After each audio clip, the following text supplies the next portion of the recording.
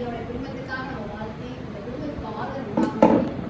அம்மாவுடைய கணவர் ராஜமாணிக்கம் ஐயாவுடைய முதலாம் ஆண்டு எழுதினார். இந்த தகப்பனார் இந்த குடும்பத்தை விட்டு இந்த பூமியை விட்டு இறைவன் கிட்ட ஆண்டவர் கிட்ட இருக்கக்கூடிய அவங்க ஆன்மா இறைவனோடு இருந்து சாந்தி அடைந்து ஏற்பாடுகளுக்குள்ள இருந்து மோட்சத்துக்குள்ள இருந்து அந்த குடும்பத்தை ஆசீர்வதிக்கணும். இந்த குடும்பத்துக்கு ஆறுதலும் ஆசீர்வாதமும் எல்லா நன்மைகளும் உண்டாகும். ராஜமாணிக்கம் ஐயாவுடைய பிள்ளைங்க பேர பிள்ளைங்க 5 குழந்தைங்க இருக்காங்க ஐயாவுக்கு.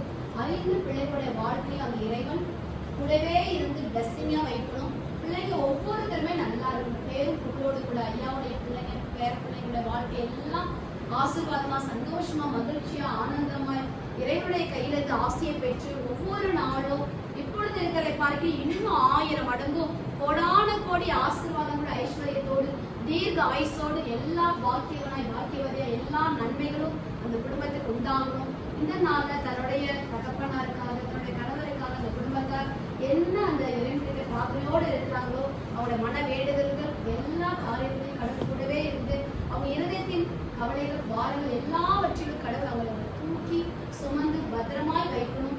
எல்லாருக்கும் ஒரு தெய்வீக பாதுகாப்பையும் தெய்வீக சுகத்தையும் அந்த குடும்பத்தாருக்கு உண்டாகணும்.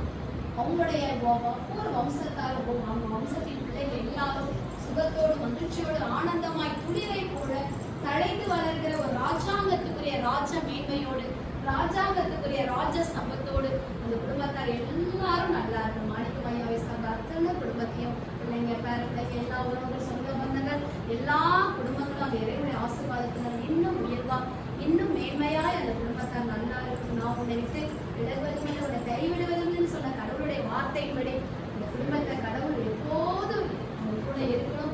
ஐயாவும் அந்த குடும்பத்துக்கு தெய்வமாய் இருந்து எல்லாரும் நல்லா பார்க்கணும். முன்னோர்களுடைய ஆசீர்வாதத்தை எல்லாமே கடந்து வரணும். அந்த குடும்பத்தார் ஆஸ்தி ஐஸ்வர்யமும் எல்லா வெள்ளியும் பொண்ணுடைய செல்வசீமானாய் ஐயாவுடைய குடும்பம் வாழ்ந்திருக்கணும்.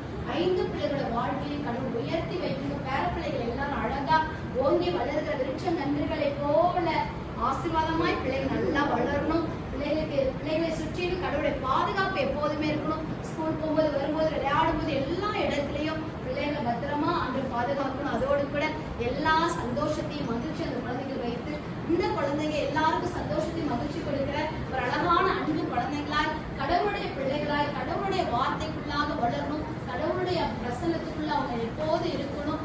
எல்லாருக்கும் ஒரு ஆனந்தத்தை கொடுக்கிற அழகு பிள்ளைகளா நற்குணங்கள் எல்லாம் பிள்ளைகளுடைய இதயத்தை வைத்து ஆண்டவர் அழகா பொக்கிஷமா வளர்த்து அந்த குடும்பத்தை கொடுக்கணும்.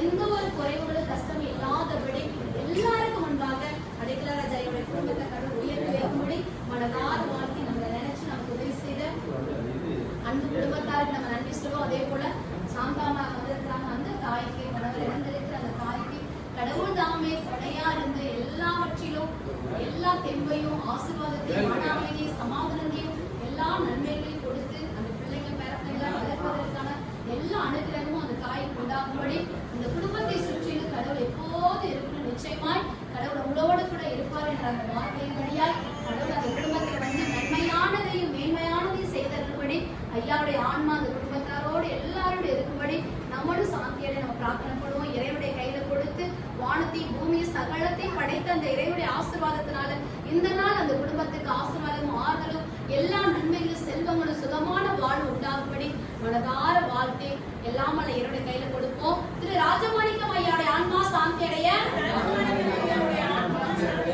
எல்லாம் அல்ல இறைவனில வேண்டுதல் செய்கிறோம். நமக்கு உதவி செய்த ஐயாவுடைய குடும்பத்தாருக்கு